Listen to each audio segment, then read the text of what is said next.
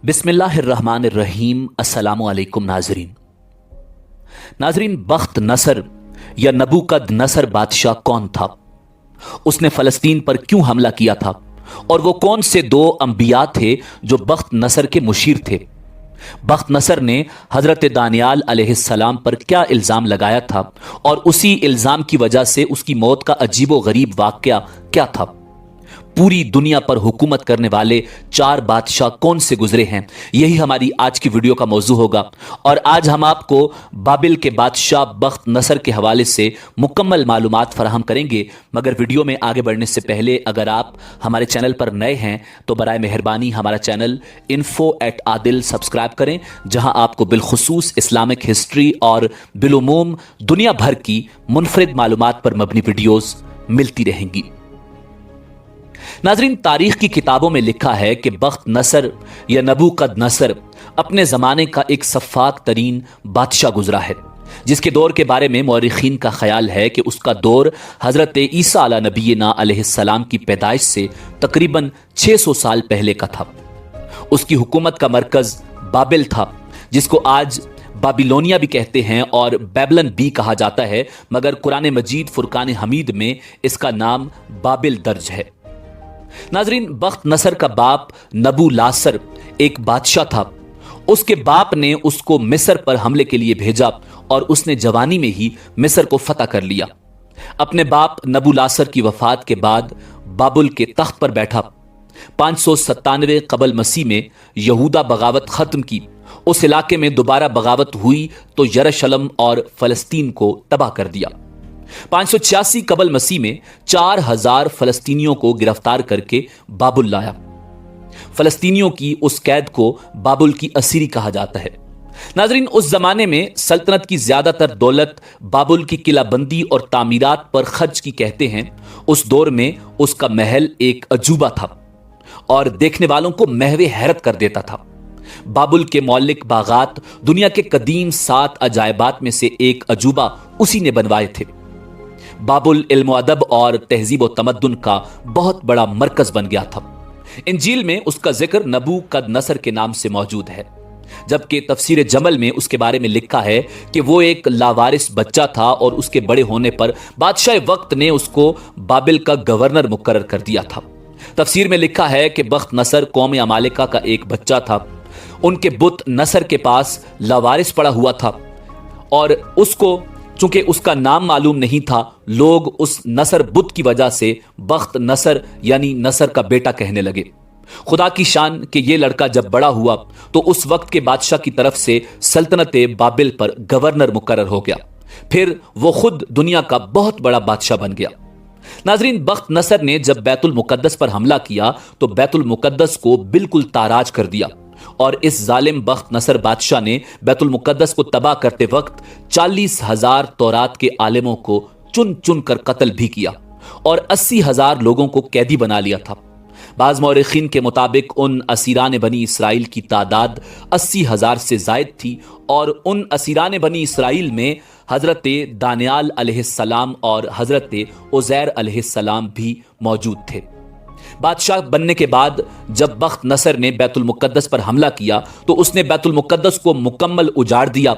हजरत सुलेमान अला नबीना अलैहिस्सलाम के बाकियात को लूट लिया, महल्लात को तबाह कर दिया और हैकल सुलेमानी में मौजूद किताबों को जला दिया, जिसमें तौरात के असल नुस्खे भी शामिल थे, और अंबिया अलैहिमुस्सलाम को शहीद कर दिया। उसी दौरान ताबूत सकीना भी हैकल सुलेमानी में से कहीं गुम हो गया। रब ताला ने इस जुल्म की वजह से बदबख्त बख्त नसर पर अजाब नाजिल किया और उसकी शक्ल सूरत को मस्ख कर दिया। नाजरीन, कहा जाता है कि उस दौरान वो जंगल में चला गया और वो जंगल में अल्लाह रब्बुल इज्जत के अजाब में मुब्तला रहा। कहा जाता है कि जिन लोगों को बख्त नसर कैद करके लाया था उनमें अल्लाह ताला के 2 अजीमुश्शान अंबिया अलैहिमुस्सलाम हजरत दानियाल अलैहिस्सलाम और हजरत उज़ैर अलैहिस्सलाम भी शामिल थे। जब थोड़ा वक्त गुजरा तो ये 2 शख्सियात बख्त नसर के दरबार में तैनात कर दी गईं और बाज़ मौरिखीन ने लिखा है कि ये इन दोनों अंबिया को अपना मुशीर रखता था। नाजरीन, एक किताब में बख्त नसर की मौत का एक अजीबो गरीब वाक़या तहरीर है। بخت نصر کے نزدیک حضرت دانیال علیہ السلام اور ان کے ساتھی سب سے زیادہ باعزت تھے، جن کو بخت نصر اسیران بیت المقدس کے طور پر قید کر کے بابل لے کر آیا تھا۔ کیونکہ یہودیوں کو اس قربت سے شدید حسد تھا، پس یہودی امراء جو کہ بخت نصر کے درباری اور مددگار تھے، اس سے کہنے لگے کہ دانیال علیہ السلام معاذ اللہ جب پانی پیتے ہیں تو ان کا پیشاب پر سے اختیار ختم ہو جاتا ہے اور ان کو فوراً پیشاب آ جاتا ہے۔ یہ بات اس وقت بہت معیوب سمجھی جاتی تھی۔ بخت نصر نے اس بات کو جاننے کی خاطر یہودی امراء حضرت دانیال علیہ السلام کی دعوت کی، پھر انہوں نے کھانا کھایا اور پانی پیا۔ دوسری طرف بخت نصر نے دربان کو حکم دیا کہ کھانا کھانے کے بعد حاضرین میں سے سب سے پہلے جو بھی شخص پیشاب کرنے کے لیے باہر نکلے اسے کلہاڑے سے قتل کر دینا، چاہے وہ پیشاب کرنے والا یہی کیوں نہ کہے کہ میں بخت نصر ہوں۔ پس تم مجھ سے کہنا کہ تو جھوٹ بولتا ہے، کیونکہ بخت نصر نے مجھے تیرے قتل کا حکم دیا ہے۔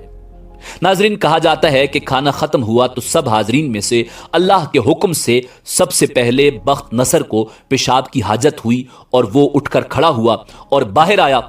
جیسے ہی وہ باہر نکلا، اندھیرے میں روشنی کم ہونے کی وجہ سے وہ دربان اس پر حملہ آور ہوا تو بخت نصر بولا میں بخت نصر ہوں، تو دربان بولا تو جھوٹ بولتا ہے، بادشاہ نے مجھے تیرے قتل کا حکم دیا ہے، اور اس پر کڑھاڑے کا وار کر دیا، جس سے بخت نصر اپنے ہی عام سے سپاہی کے ہاتھوں ہلاک ہو گیا۔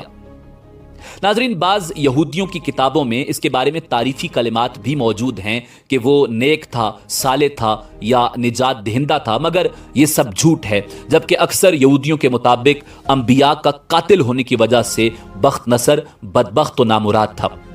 تفسیر ساوی میں ہے کہ دنیا میں کل 4 بادشاہ ایسے ہوئے ہیں جن کو پوری زمین پر بادشاہت ملی۔ ان میں سے 2 مومن تھے اور 2 کافر۔ مومن تو حضرت سلیمان علیہ نبینا علیہ السلام اور ذوالقرنین بادشاہ ہیں، اور کافروں میں ایک بخت نصر ہے اور دوسرا نمرود تھا۔ تمام روئے زمین پر ایک 5ویں بادشاہ اس امت میں سے ہونے والے ہیں جن کا اسم گرامی حضرت امام مہدی علیہ السلام ہوگا۔